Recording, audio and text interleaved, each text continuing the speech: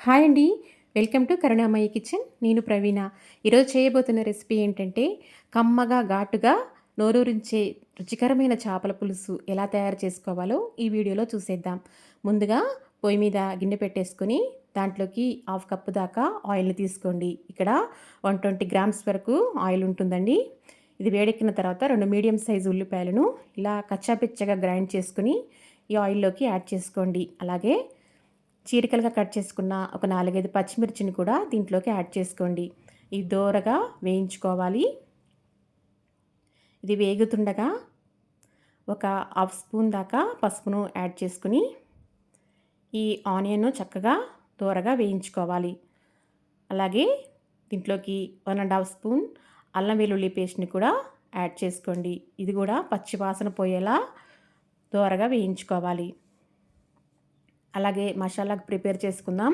ఒక స్పూన్ ధనియాలు, కొంచెం జీలకర్ర, 4 వెల్లుల్లి గర్భాలు, లవంగాలు, యాలకులు ఇవన్నీ ఇలా పేస్ట్‌లా చేసుకొని దీంట్లోకి యాడ్ చేసుకొని పచ్చిపోయేంత వరకు వేయించుకోవాలి. ఇలా మసాలా ముద్ద వేస్తే ఈ చేపల పులుసు చాలా టేస్ట్ వస్తుందండి. ఇలా ఆయిల్ వచ్చేలా చక్కగా పైకొచ్చేలా వేయించుకోవాలి.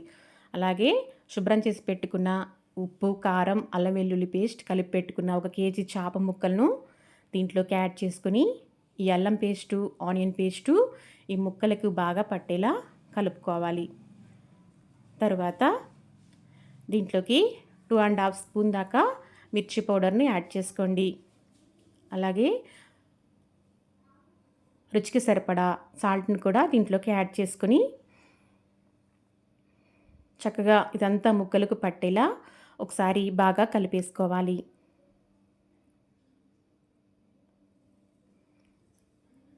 కలుపుకున్న తర్వాత దీంట్లోకి 1 కప్పు దాకా వాటర్‌ని యాడ్ చేసుకోండి. ఒకసారి బాగా కలిపేసుకుని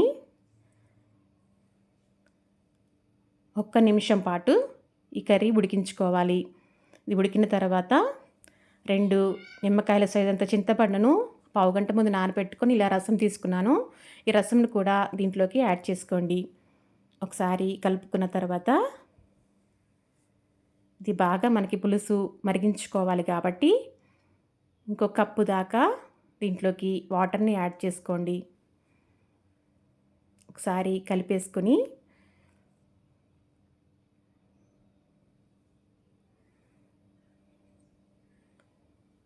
మూత పెట్టేసుకుని ఒక 10 నిమిషాల దాకా ఇది మరిగించుకోవాలి. పులుసు అంతా దగ్గర పడేంత వరకు మరిగించుకోవాలి. చూసారుగా ఇలా దగ్గర పడింది. దగ్గర పడిన తర్వాత దీంట్లోకి వేయించి గ్రైండ్ చేసుకున్న మెంతి పౌడర్‌ని ఒక హాఫ్ స్పూన్ యాడ్ చేసుకోండి. అలాగే ఈ కొత్తిమీరను కూడా కొంచెం యాడ్ చేసుకోండి. ఈ మెంతి పౌడర్ వల్ల కర్రీ మంచి టేస్ట్ వస్తుందండి. సువాసన కూడా ఉంటుంది. ఇలా 2 నిమిషాల పాటు ఉడికించుకుంటే చక్కగా పులుసు మంచి టేస్ట్‌తో దగ్గరికి ఉడికిపోతుంది. అంతేనండి. చాలా కమ్మగా, ఘాటుగా నోరూరించే చేపల పులుసు రెడీ అయిపోయింది. చూసారుగా, మీరు ట్రై చేయండి. ఎలా వచ్చిందో నాకు కామెంట్ చేయండి. Thank you for watching. Please subscribe my channel.